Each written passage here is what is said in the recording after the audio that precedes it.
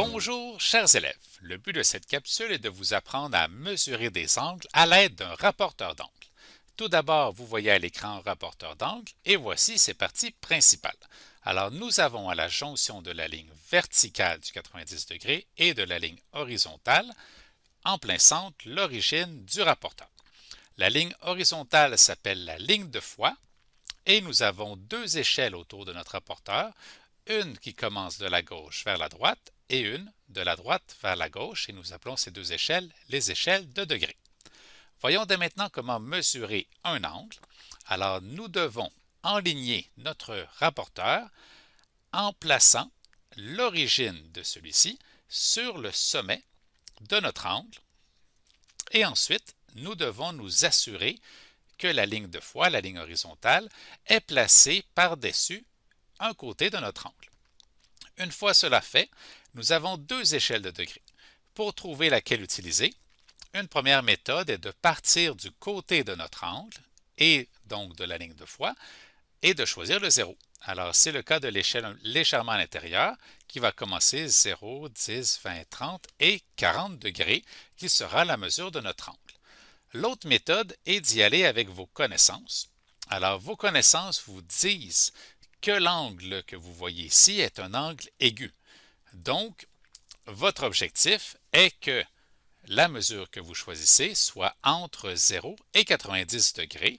Donc, nous choisissons l'échelle à l'intérieur. Voyons un autre exemple. Alors, nous aurons un autre angle. Nous enlignons toujours l'origine sur le sommet de l'angle et la ligne de foi sur le côté de l'angle aussi. Encore une fois, je veux commencer par le 0 qui est vis-à-vis ma ligne de foi.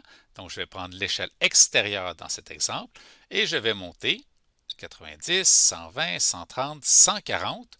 La ligne légèrement plus longue représente le 5, donc 145, et je suis une petite ligne après le 145, donc je pourrais estimer à 146 degrés la mesure de cet angle. Petit rappel aussi que je vois un angle obtus, donc la mesure de mon angle doit se trouver entre 90 et 180 degrés, et c'est pour ça que j'ai choisi l'échelle extérieure et non celle intérieure. Nous pouvons aussi mesurer les angles à l'intérieur d'un polygone. Alors, si je souhaite mesurer par exemple l'angle A, alors vous voyez que dans cet exemple, il n'est pas aligné à partir de l'horizontale. Vous devez donc toujours placer l'origine sur le sommet de l'angle, mais vous devez ensuite pivoter votre rapporteur jusqu'à ce que la ligne de foi soit enlignée sur un côté de l'angle, comme dans cet exemple, pour ensuite obtenir, à partir de l'angle aigu et de l'échelle du centre, une mesure entre 30 et 40 et avec plus de précision d'environ 36 degrés. Alors, vous savez maintenant comment mesurer des angles, qu'ils soient seuls ou à l'intérieur d'un polygone.